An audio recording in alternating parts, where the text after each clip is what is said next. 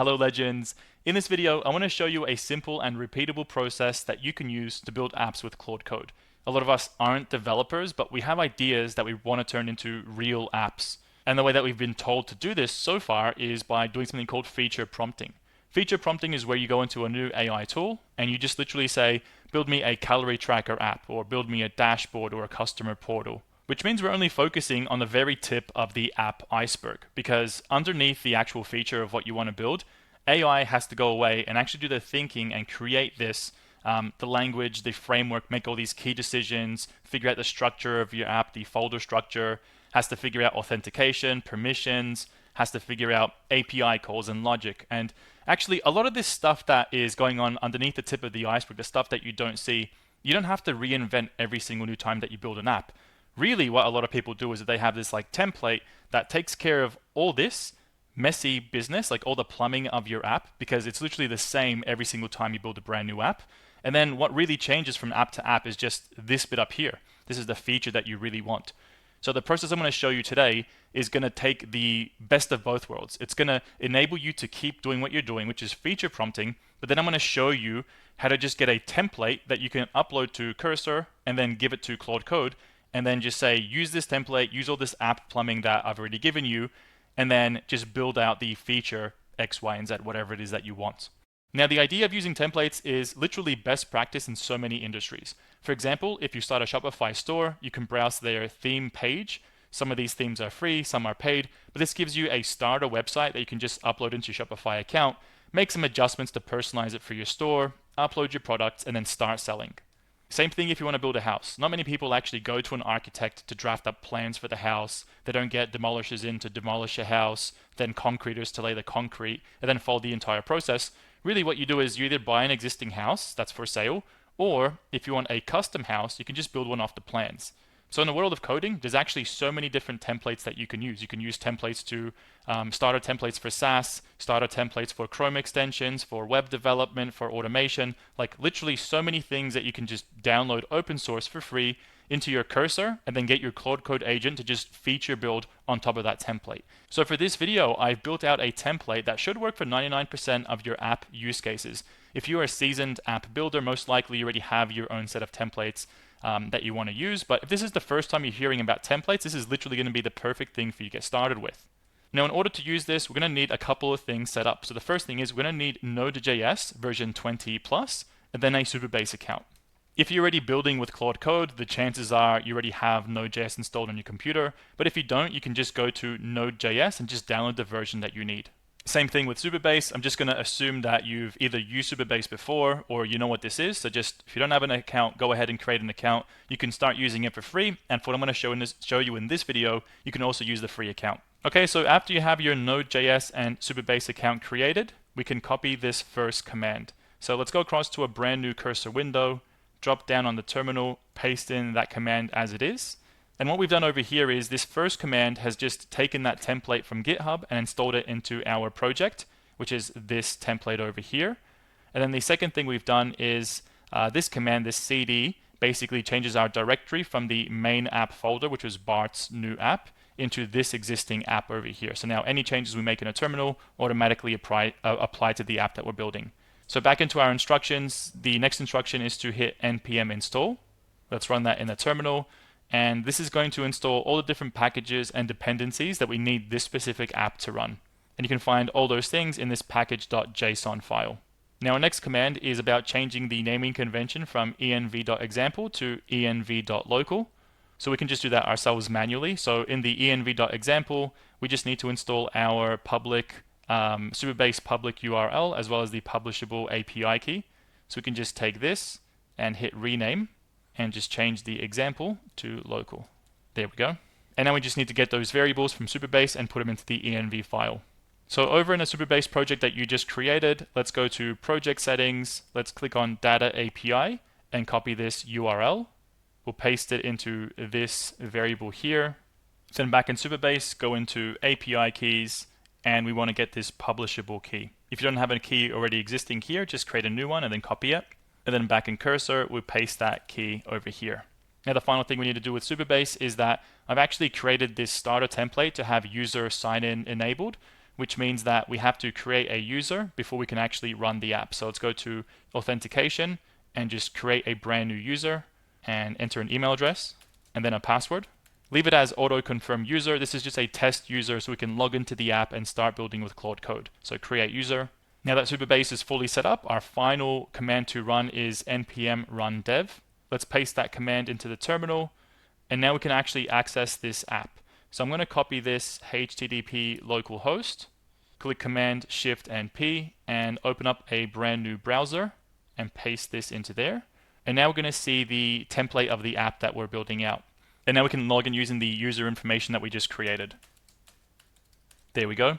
So I've configured the app to have the sign in, and it goes to this specific dashboard.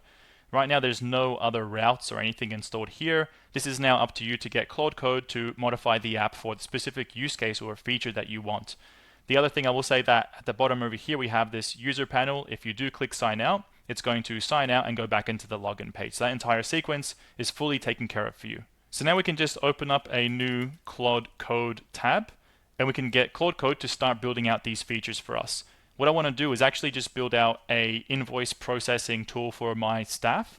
So I really want to get rid of all these different options and buttons, and I just want to have one tab called invoices, and then I want to get something going on here. So I want to be able to upload my invoice and then have a table directly underneath that upload that just shows all the previous invoices that I've uploaded. So to complete this, I'm going to start off by explaining that very first bit. So I want to modify my dashboard, remove all these sidebar menu options, and just leave one option called invoices. Now I'm going to come across to a Supabase component library specifically for shadcn, and I want to get this upload functionality. So if I just scroll down a little bit, there's a bunch of different things we can do. I want to go to this block, I'm going to copy this URL. I'm just going to comment that I want to use this specific upload functionality or that specific block to upload. Then I want to come back to the shadcn component library and type in table. And I actually want to use this specific table, this format of table, directly underneath that upload. So when the user comes in and uploads a new invoice, they can see all their previously uploaded and processed invoices. Now I've just completed my instructions where I'm explaining the specific feature that I want. So I'm saying when a user uploads an invoice into that Dropbox, I want to use Claude 4 to parse the invoice and extract the key fields like the date, the total amount, and the taxes. I then want to upload that to Supabase for storage, and since it's already natively integrated, this should be pretty easy for us to do or for Claude Code to do. And we want to get that Supabase table and then show that in the shadcn table that we're installing into our dashboard. And then finally, I also want to upload the invoice into Supabase, keep it there for storage, and then on my invoices list, I want to have a download icon that I can press, and it's going to just pull up that invoice and show it to me. And then I'm finally saying, hey, can you also give me the instructions to build those tables in Supabase? So now I'm going to change this into plan mode, and let's go ahead and give Claude some runway to build out the app for us. All right, so let's submit some answers. So for API key storage, we want to use the local file that we have. We want to use a server-side API route. What files should the drop zone? Let's just say it wants to do everything. And do you want real-time updates in a table when a new invoice is uploaded, or is refresh? Yeah, page refresh is okay. Let's submit these answers. Now the cool thing about uploading a template to Claude Code is that now all it needs to do is just introduce new features into a pre-existing app. It doesn't have to figure out and decide on what languages, what frameworks, the folder structure to use. It doesn't have to try and reinvent the authentication methods and cookie management and sessions. It literally has a usable working template, and all I need to do is just add some color and add some meat into it. And that's why we can build a lot faster, have fewer bugs, and have more control over what we build. Especially with shadcn, you can just copy the URL of that specific component that you want, give it to Claude Code, and then you have this like expected output, which is, in my opinion, so awesome to have. Okay, so it looks like Claude has created a plan for us. I'm just going to go ahead and auto accept that plan and any edits that it wants to do. I can already see here that it wants me to get an Anthropic API key, so we can do that parsing. I'm going to quickly create a Claude API key for myself, create an API key, and call this Bart's app. Let's add, and copy this API key. And back in Claude Code, I'm just going to auto approve all these different bits and pieces that it wants to do. In this specific case, it wants to install the Anthropic library. so that we can use the Anthropic API to parse the invoice. And over here, it looks like it wants to install those components. So we have, for example, npx shadcn latest add table. And if we come back to the shadcn component library for the table section, that's the exact same command that we're running, which is from the instructions. Let's click on yes. Now it looks like Claude is ready to introduce the API key section for our env.local. Awesome, there we go. Since we already created it, let's just paste it into here. So it looks like Claude's finished with the first part of the plan. Now if I scroll up, I can see some instructions for setting up the storage and the table in Supabase. We'll do that in just a second. And if we come back to our app, the preview, so everything's already been changed. If we click on invoices, we now see our two components. So the first is the invoice upload, and then our table, it's actually empty right now because we have no information in Supabase. So that should fill up after we upload our first invoice. So to follow the first set of instructions, to set up the first table in Supabase, we're just going to copy this command, go back into Supabase and go to our SQL editor. We'll paste in that entire command here. We'll hit run, and it looks like it was successful. Let's go back to our table and see if there's anything here. There we go. We have invoices table created. We have the user ID, so the invoice that the relationship between the user that's signed in and the invoice date, the biller, total, taxes, and the URL of the file. And now we have the next set of instructions. So go to storage, create a new bucket, call it invoices, and keep it private for security and create the bucket. Back in Supabase, let's go to storage. Let's go to create a new bucket. We're going to leave this to private. We're not going to restrict our file size right now or the types of files that we can process. I'm just going to click create. Now that we have the bucket created, let's copy this SQL command. Back in our SQL editor, let's paste this in and hit run. Once again, success. And now we're done, so we can actually test out the application. So I've already got my server already running, so I'm just going to upload an invoice.